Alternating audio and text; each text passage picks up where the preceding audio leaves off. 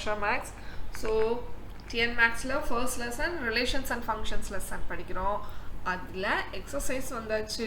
So அதில் எந்த problem இது அப்படின்னு பார்த்தீங்கன்னா செகண்ட் ப்ராப்ளம். சரியா, இதில் மொத்தமே 10 ப்ராப்ளம் தான் இருக்குது. என்னம்மா நம்ம ஒவ்வொரு ப்ராப்ளமும் மெதுவாக செய்யலாம். சரியா, அது கரெக்டாக ஃபாலோ பண்ணுங்கள். பார்த்துட்டு வீடியோ பார்த்துட்டு செஞ்சுட்டு மிஸ்ஸுக்கு வாட்ஸ்அப் பண்ணுங்கள். சரியா, கொஞ்ச நாள் சரியாக ரெஸ்பான்ஸ் பண்ணலை. மிஸ்ஸும் வீடியோ போடுறது ரொம்ப கொஞ்ச நாள் இடையில ஸ்டாப் பண்ணிட்டேன். பட் திருப்பி போடுறேன். பட் திருப்பி எனக்கு ரெஸ்பான்சஸ் கண்டிப்பாக இருக்கணும். ஓகே நான் go to the problem. So இதில் வந்து 2 கொஸ்டின் இருக்குது. First subdivision, second subdivisions. Okay, so I think கொஞ்சம் டைம் எடுக்கும். பட் பரவாயில்ல, 2 ப்ராப்ளமும் நம்ம செஞ்சோம். ஸோ வாட் இஸ் அவர் கொஸ்டின்மா? C second question. First this is a first. So F of X, G of X 2 function இருக்குது. அப்படி தானே? ஓகே, இந்த பக்கமும் அதே மாதிரி 2 ஃபங்க்ஷன் இருக்குது. நம்ம என்ன கண்டுபிடிக்கணும்னா ஜி கண்டுபிடிங்க. இன்னொன்று ஜி காம்போசிட் எஃப் கண்டுபிடிங்க. ரெண்டுமே ஈக்குவலாக தான் இருக்குது. You find the value of k. அவங்க என்ன சொல்லிட்டாங்கம்மா, இந்த மாதிரி எனில் அப்படின்னு போட்டாங்கன்னா என்ன அர்த்தம்? This is given. அவங்க என்ன சொல்லியிருக்காங்க, எஃப் காம்போசிட் ஜியும் ஜி காம்போசிட் எஃப்பும் சமமாக தான் உள்ளது. சரியா, சமமாக தான் இருக்குது, ஈக்குவலாக தான் இருக்குது. ஓகே, அப்படி என்ன கண்டுபிடிக்கணுமா? கே கண்டுபிடிக்கணும். அப்போ நம்ம எஃப் காம்போசிட் ஜியும் ஜி காம்போசிட் எஃப்பும் கண்டுபிடிச்சிட்டு ரெண்டையும் ஈக்குவல் பண்ணணும். அப்படி தான் நம்ம கண்டுபிடிக்கலாமா? அடுத்தது கே வேல்யூ கண்டுபிடிக்கணும். ஸோ கே வேல்யூ கண்டுபிடிக்கணும். மைண்டில் ஞாபகம் வச்சுக்கோங்க. இப்போ நம்ம ஃபர்ஸ்ட் ப்ராப்ளம் செய்ய போகிறோம். ஸோ ஓகே, ஃபர்ஸ்ட் ப்ராப்ளமில் வந்து நம்ம என்ன பண்ணணும்? ஃபஸ்ட்டு எஃப் காம்போசிட் ஜி கண்டுபிடிக்கணும். இப்போ நான் ரொம்ப ஈஸியாக செய்ய போகிறேன். எஃப் ஜி காம்போசிட் கண்டுபிடிக்கணும். எஃப் அப்போ ஃபஸ்ட்டு என்ன செய்யணும்? எஃப் கீழே தான் ஜி எழுதிக்கணும். இங்கே வந்து ஜியை மேலே எழுதிக்கோங்க, எஃப்ஐ கீழே எழுதிக்கோங்க. சரி, எஃப் ஃபங்க்ஷன் எழுதுமா? 3x + 2. ஜி வந்து 6x - k. அதில் கோடு போட்டுப்போமா? இங்கே வந்து ஜியை ஃபஸ்ட்டு மேலே எழுதிப்போம், 6x - k. அண்ட் எஃப் வந்து 3x + 2. சரி, இப்போ நம்ம என்ன செய்யணும் சொல்லியிருக்கோம்? கீழே என்ன ஃபங்க்ஷன் இருக்கோ அதை தூக்கி நான் மேலே போட்டுருவேன். எங்கே போடுவேன்? எக்ஸோட பிளேஸில் போடுவேன். அதுதான் எனக்கு ஆன்சர். அவ்வளோதான், போட்டுருவோமா? மேலே உள்ள ஃபங்க்ஷன் என்னது? மேலே உள்ள ஃபங்க்ஷன் தானே ஆன்சரு. அதில் தான் நம்ம என்ன செய்யணும்? எக்ஸுக்கு பதிலாக கீழே என்ன ஃபங்க்ஷன் இருக்கோ தூக்கி போடணும். இப்போ நான் போட போகிறேன். எப்படி போட போகிறேன்? ஃபஸ்ட்டு 3 போட்டாச்சு, எக்ஸ் இருக்குது. ஸோ நான் எக்ஸோட பிளேஸ் வந்தோடனே யாரை போடணும்? கீழே உள்ள ஃபங்க்ஷன் போடணும். So that is 6x - k போட்டுட்டேன் மிஸ்ஸு. அப்புறம் +2. சரியா, இது வந்து ப்ராக்கெட். ஸோ இது வந்து காமன், நம்ம மல்டிப்ளை பண்ணோம். ஸோ 3 18ஆமா?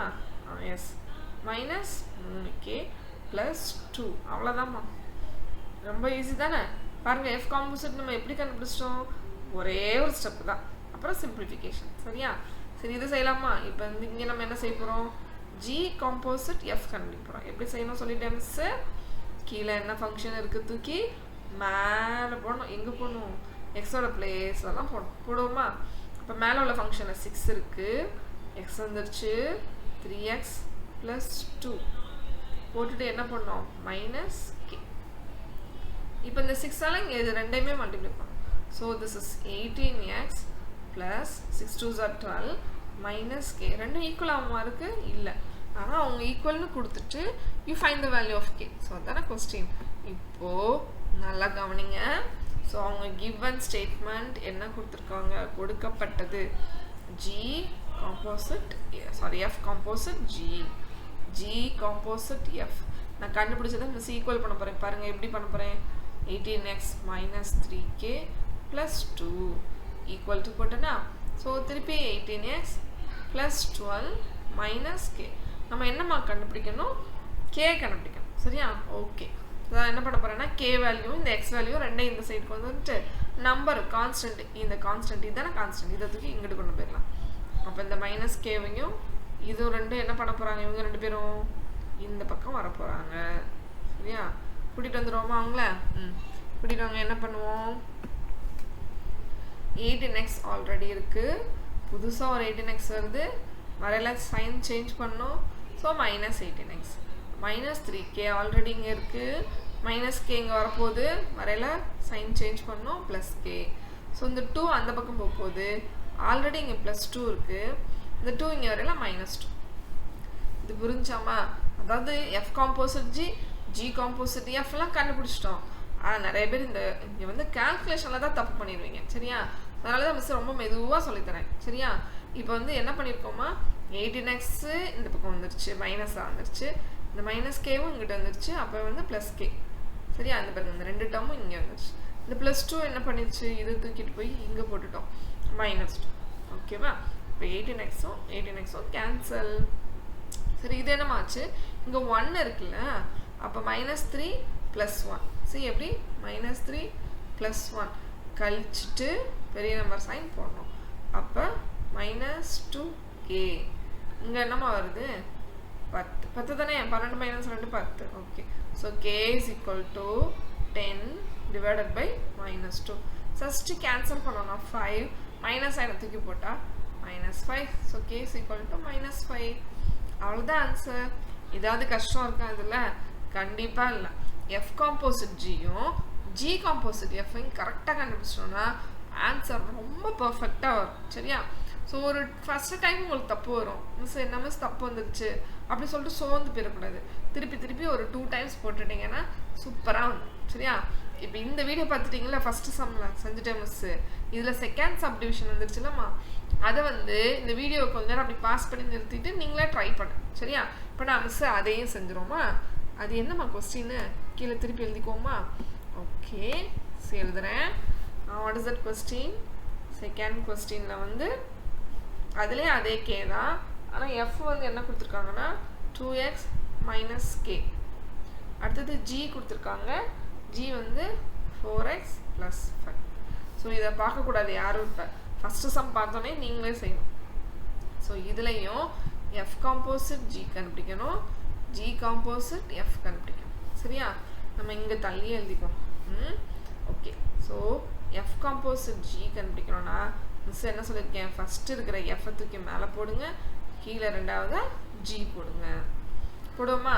ஸோ இது வந்து 2x - k, இது வந்து 4x + 5. இங்கே ஜி என்ன சொல்லியிருக்கோம், ஜியை மேலே போட்டுட்டு எஃப்ஐ கீழே போட்டுக்கோம். ஸோ ஜி வந்து 4x + 5, இங்கே வந்து 2x - k. ஸோ இது எழுதுறத பர்ஃபெக்டாக எழுதிடணும். சரியாம்மா? எழுதி முடிச்சுட்டு என்ன சொல்லியிருக்கேன் மிஸ்ஸு, கீழே என்ன ஃபங்க்ஷன் இருக்கோ, அதாவது இந்த ஜி ஃபங்க்ஷனை தூக்கி எஃப்பில் போடணும். எங்கே போடணும், இந்த எக்ஸோட பிளேஸில் போடணும். இங்கே என்ன பண்ணணும், கீழே உள்ள எஃப் ஃபங்க்ஷனை தூக்கி ஜியில் போடணும். ஜியில் எங்கே போடுவீங்க, எக்ஸ் இருக்கிற இடத்துல தான் போடணும். கரெக்டாக நோட் பண்ணிட்டீங்களா? எழுதுவோமா இப்போ? பாருங்கள் எப்படி எழுதுவோம், எஃப் காம்போசிட் ஜி. இப்போ என்ன பண்ணணும் மிஸ்ஸு, 2 போட்டுட்டு அடுத்தது யார் இருக்காங்க, எக்ஸ் இருக்காங்க. இதுதானம்மா? ஸோ எக்ஸோட வந்தோடனே கீழே என்ன ஃபங்க்ஷன் இருக்கோ அதை போடணும். நான் அதுக்கு தனியாக பாருங்கள், இது 4x + 5 போட்டுட்டேன்னா அவ்வளோதான், -k. இப்போ பாருங்கள் உங்களுக்கு நல்ல டிஃபரன்ஸ் தெரியும். இவ்வளோதான் ஆன்சரு. இதுதான் காம்போசிட். சரியா? அப்புறம் அந்த 2ஆல் மல்டிப்ளை பண்ணிட்டோன்னா அவ்வளோதான் ஆன்சர். இதில் வந்து நம்ம எந்த இதுக்குமே வேலையே கிடையாது. கன்ஃபியூஷனுக்கு வேலை இருக்கா? கண்டிப்பாக இல்லை. சரியா? இப்போ இந்த 2 வந்து இங்கே ப்ளஸ் இருக்கிறனால இந்த ரெண்டுக்குமே இது காமன். சரியா? அப்போ வந்து 4 2 8, 8x ப்ளஸ் திருப்பி 2 × 5 எவ்வளோ வரும், 10 -k. அவ்வளோதான்மா எஃப் காம்போசிட் ஜி. பாருங்கள் எவ்வளோ ஈஸியாக பண்ணிட்டோம்ல. ஈஸியாக இல்லையா? ஓகே, இப்போ இங்கே பண்ணுவோமா? இங்கே எப்படி பண்ணுவீங்க? சரி, நல்லா கவனிங்க. இந்த 2x - k எஃப் ஃபங்க்ஷனை தூக்கி மேலே போடணும், எக்ஸோட ப்ளேஸ். இப்போ நான் எப்படி எழுத போகிறேன் பாருங்களேன். சி ஜி காம்போசிட் எஃப், அதாவது ஜியில் தூக்கி எஃப் ஃபங்க்ஷனை போட்டாச்சு. அப்படி தானே? ஸோ 4 எழுதியாச்சு இன்ட்டு எக்ஸ். ஸோ இந்த எக்ஸை நான் எழுத போகிறேன். அப்போ நான் என்ன எழுதணும், கீழே என்ன ஃபங்க்ஷன் இருக்கோ அது தூக்கி மேலே போட்டாச்சு. அதுக்கப்புறம் +5. ஸோ இந்த டிஃப்ரென்ஸ் புரியுதா? இது பாருங்கள், இந்த ரெண்டையுமே பாருங்களேன் எப்படி இருக்குன்னு. இந்த ஃபங்க்ஷனும் இந்த ஃபங்க்ஷனும் இங்கே பாருங்கள் எப்படி இருக்குது பார்த்தீங்களா? இந்த இதையும் பாருங்கள். ஓகே, இப்போ நம்ம என்ன செய்யணுமா, இந்த 4ஆல் இங்கே பண்ணணும், இங்கே பண்ணணும். அப்போ வந்து 8x வரும், 4k - 4k + 5. புரியுதா? நம்ம இந்த 4 2 8 தானே, 8x. திருப்பி 4 × k -4k. So G composite F. அவ்வளோதாம்மா, சூப்பராக ரெண்டையுமே கண்டுபிடிச்சிட்டோம். எத்தனை ஸ்டெப்பில் கண்டுபிடிச்சிருக்கீங்க? ஒரே ஒரு சிங்கிள் ஸ்டெப்பு தான். சரியா? எப்படி சூப்பராக கண்டுபிடிச்சாச்சு. ஓகே, சரி, அவங்க நம்ம என்ன கண்டுபிடிக்கணும், ரெண்டே கண்டுபிடிச்சா போதுமா? இன்னும் நம்ம கண்டுபிடிக்க வேண்டியது K value. So K value கண்டுபிடிக்கிறதுக்கு ஃபஸ்ட்டு இதை எழுதணும். என்னது miss? F composite Gயும் G composite Fம் equal. சரியா? அப்ப what is the value of k? So நான் F composite G கண்டுபிடிச்சிருக்கேன்ல 8x plus 10 minus k. G composite F எவ்வளவு கண்டுபிடிச்சிருக்கோம்? 8x minus 4k. அது என்னமா plus 5 ஆ? Yes, plus 5. இல்லையாச்சா? Okay, so plus 5. So இப்போ போன சம்ல miss அதுல இதே மாதிரி ஈக்குவலா வந்துச்சு பாத்தீங்களா இந்த 8x அங்க வந்து 18x வந்துச்சு. இந்த 8xம் 8xம் இந்த 8x இப்படி கொண்டுட்டு வந்தோம்னா இந்த பக்கம் மைனஸ் வரும் 0 வரும். அதுக்கு பதிலா நம்ம இப்படியே ஒரே குறியோட இருந்துச்சுன்னா கேன்சல் பண்ணலாம். இதுவும் பாசிட்டிவ் இதுவும் பாசிட்டிவ். நடுவுல ஈக்குவல் டு சைன். அதனால ரெண்டு பக்கமும் கேன்சல். சரியா? அப்ப மிச்சம் என்ன இருக்கு? 10 minus k. அதாவது இங்க 1 இருக்கு. இங்க வந்து minus 4k plus 5. சரியா? சோ இப்போ நம்ம யாரை இங்க கொண்டு வரணும்? k தான கண்டுபிடிக்கணும். அதனால k வந்து லெஃப்ட் ஹேண்ட் சைடு கொண்டு வந்துரும். இது இங்க கொண்டு வந்துருமா? அப்புறம் 10 கான்ஸ்டன்ட் தூக்கி இங்க கொண்டு போயிடலாம். சரியா? சோ 4k வந்துருச்சு இங்க. வரையில எப்படி வரணும்? பாசிட்டிவ். மைனஸ் அடுத்தது minus 1k equal to 5 சொல்லுங்க minus 10. சரியாமா? சோ இது வந்து 3k வருமா? இங்க வந்து என்ன வருது? minus 5. சரியா? So what is the value of k? K is equal to minus 5/3. அவ்வளவுதான். சரியா?